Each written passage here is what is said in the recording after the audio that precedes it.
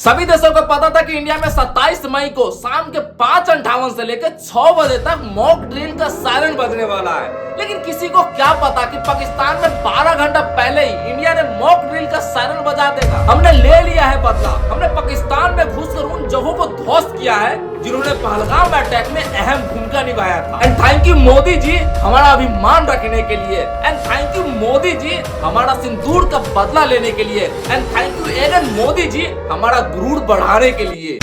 लेकिन आप लोग देश के लिए कितना भी कर दो, गद्दार बहनचोद घर में ही बैठा रहता है। उसको कोई फर्क नहीं पड़ता कि सामने वाला क्या है, मैं क्या हूँ। बस उसको एक ही बात का फर्क पड़ता है कि मेरा कौम क्या है। भारत माता की जय बोल सकते हैं? नहीं बोलेंगे।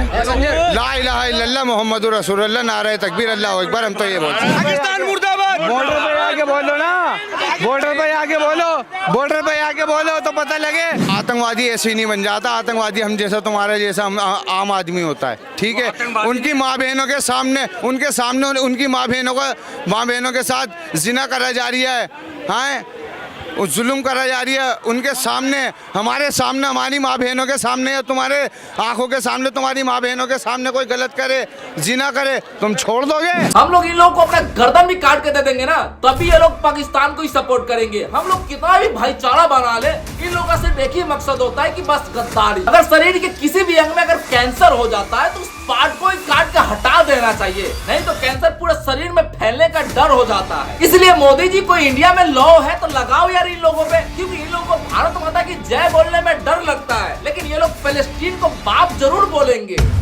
लेकिन मुद्दा ये नहीं है कि इंडिया के मुसलमान गद्दार है। मुद्दा ये है कि एक पाकिस्तानी यूट्यूबर ने एक आरोप लगाया है कि नरेंद्र मोदी और अमित शाह ने मिलकर ये पहलगाम में अटैक करवाया है। सब जानते हैं, पूरी दुनिया जानती है कि कश्मीर के ऊपर जो हमला हुआ है उसका जिम्मेदार कौन है। वो चाय वाला और उसके साथ वो जो टकला बुड्ढा होता है, अमित शाह। लेकिन फिर भी बिला वजह पाकिस्तान के ऊपर इल्जाम लगाया जा रहा है, मुसलमानों को फंसाया जा रहा है। ये क्लियर कट मुसलमानों को बदनाम करने की कोशिश है और इस साजिश के पीछे क्लियर कट भाई साहब मोदी ही छुपा हुआ है। यानी इतना बड़ा हमला हो कैसे गया, कोई ये सवाल नहीं कर रहा। बस मुसलमानों को गालियां दी जा रहे हैं, पाकिस्तान को बुरा भला कहे जा रहे हैं। मोदी से तो कोई सवाल कर ही नहीं रहा। एक पुरानी कहावत है कि बगल में छोड़ा और शहर में ढिंढोरा। और ये जो तुम ढिंढोरा पीट रहे हो कि पाकिस्तान इनोसेंट है, उसका कोई हाथ नहीं है पहलगाम अटैक में। तो ये जो 3 अटैकर आया हुआ था वो तुम्हारे बुआ का ताऊ का बेटा था क्या? और सैयद अजान, तुम ज्यादा उड़ो मत। तुम्हारा चैनल इंडिया में कब तक चल रहा है ये कोई नहीं जानता। इसलिए बेटा, जब अपने घर कांच का हो ना तो दूसरे के घर में पत्थर नहीं फेंकना चाहिए।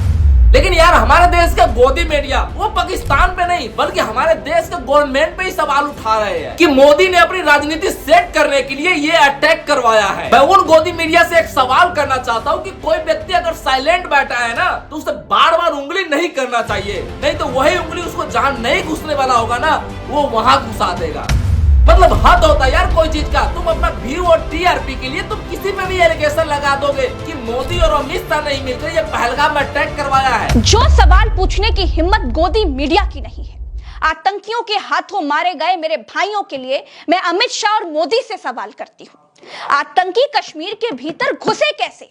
क्या नोटबंदी से आतंकवादियों को कोई फर्क नहीं पड़ा? आतंकियों के पास बंदूकें कहां से आई?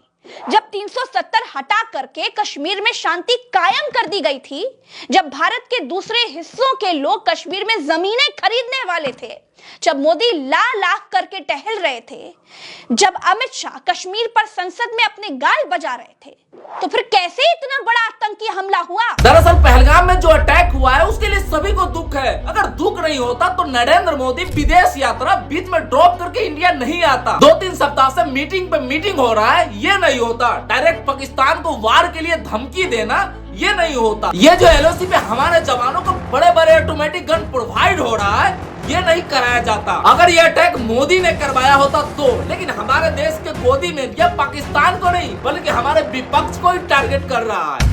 और एक बात आपको बहुत जल्द सुनने में भी आएगा कि हमारे देश में भी गोदी मीडिया पे बैन हो गया है, क्योंकि ये हमारे देश के लिए बहुत जरूरी है। क्योंकि आप लोग डेमोक्रेसी का गलत फायदा उठा रहे हो, जबकि आपके पास कोई सबूत नहीं है कि इस अटैक में नरेंद्र मोदी का हाथ है।